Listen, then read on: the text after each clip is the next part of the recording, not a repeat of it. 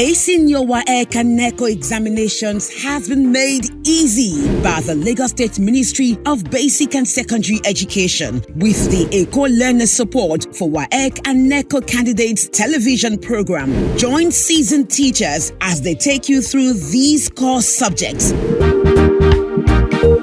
targeting the exact syllabus of WAEC and NECO. Watch Eko Learners Support for WAEC and NECO candidates through these social media platforms to access more educational content and give their feedback. Eko Learners Support for WAEC and NECO candidates. Pass your examinations with flying colors. Good day, learners. You are welcome to Eko Learners Support for WAEC and NECO candidates. My name is Emmanuel Sheung. I'll be taking you history. Today, we'll be looking at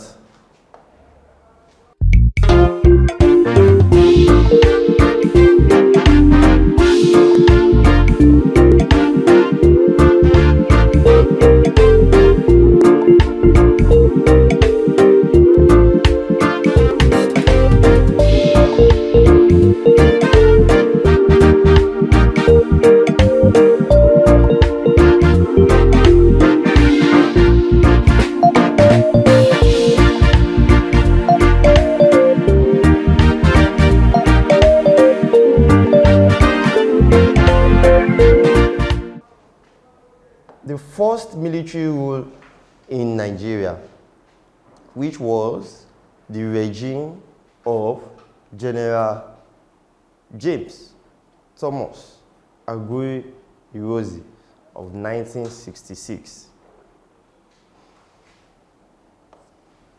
At the end of this class, students would describe what military regime means and the first military regime in Nigeria. We'll look at the concept of the two. Secondly, students will explain the reasons for the emergence of the first military government or regime in Nigeria, and we'll also look at the achievements and the shortcomings of the first military rule in Nigeria. What is military regime? Military regime is a form of government where the military holds the supreme power in a country. A system whereby the military, the armed forces, hold the highest and supreme power in a country, usually seizing control through coup d'etat. Also, unlike democratic system where powers is being derived from elected officials, in the case of military regime, it is characterized by direct rule by the military personnel. Unlike when in democratic system, they make use of constitution, but in military regime, there's nothing like constitution. What they have is decree or decree. Now, the first military head of state. The first military head of state in Nigeria was Major General James Thomas Aguyi-Ironsi, who was a career military officer. As at that time, he became the first military head of state after the 1966 coup d'etat. And it is very important to also note that Aguyi-Ironsi was not part of those who planned the coup. But as at that time, he was one of the most senior officers. So immediately he realized and heard the news that military has taken over. Because of his status as at that time, he declared himself as the head of state. And he took over power. Also, he ruled from 16 January, which is the second day of the coup d'etat, till July 29, 1966, when a group of soldiers also mutinied him and he was killed. So that means he spent about 6 months as the military head of state. Okay. What are the reasons for the emergence of the first military government in Nigeria? Number one is the politicization of the army.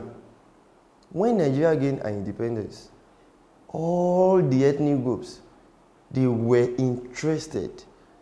They were lobbying to be in charge of the Nigerian army.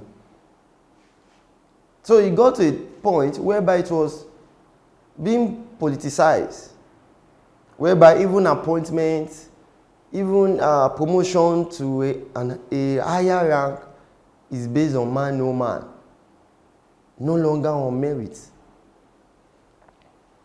Ethnic rivalry between different ethnic groups started seeing themselves as rivals. There was economic crisis in the country.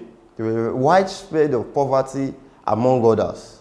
And also, the military was also dissatisfied with how the government was being run. And there was lack of free and fair election that brought Nnamdi Azikiwe and Tafawa Balewa into government. So these are the reasons why the military had to what? Come into stay. Achievements. What are the achievements of the first military government in Nigeria? Number one is unification attempts. The military try as much as possible, Aguyi-Ironsi try as much as possible to abolish regionalism and unify the country as one, as to operate a unitary system of government. Also, national reconciliation, economic reform, military reorganization. All these are the achievements of military rule, the first military rule in Nigeria, led by Aguyi-Ironsi, who was the head of state. What are the shortcomings? What are the challenges? Number one is lack of political experience. The military are not trained to head political offices. They are only majorly trained to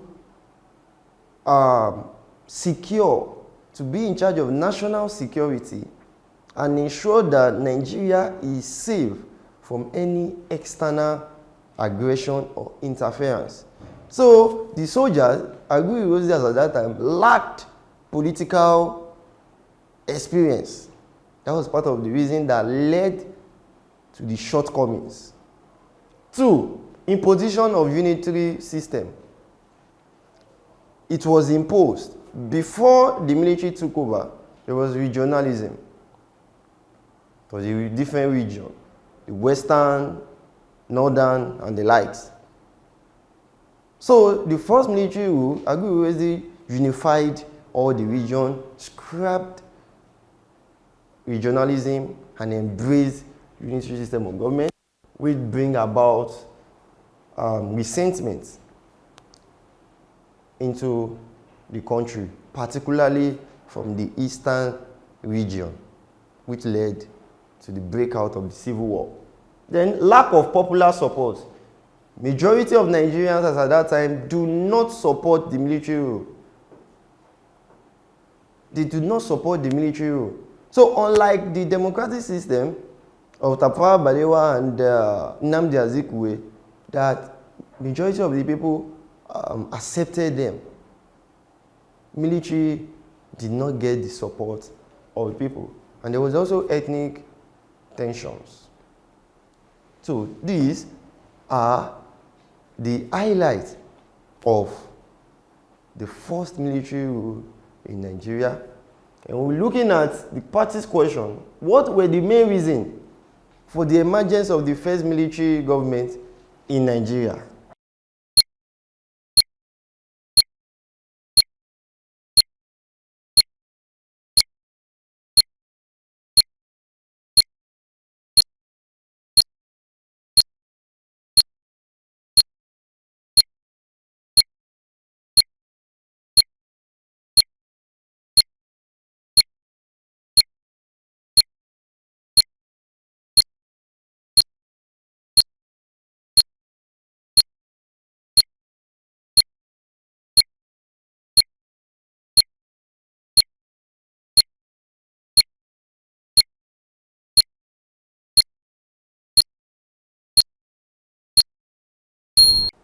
I've said it earlier, the politicization of the army, politics was also being played, whereby even promotion and appointment is based on man or man, no longer on merit.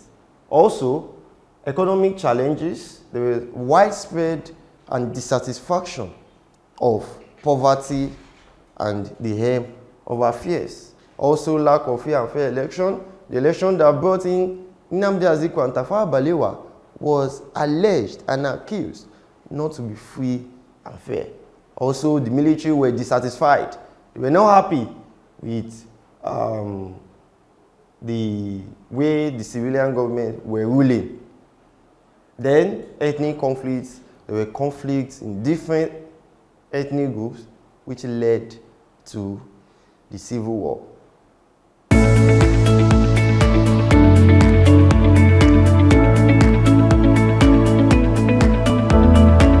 Eko Learners Support, a support program of the Lagos State Ministry of Basic and Secondary Education for WAEC and NECO candidates.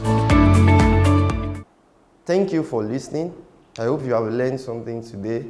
For any observation, suggestion, kindly reach us on any of our social media platforms displayed on the screen.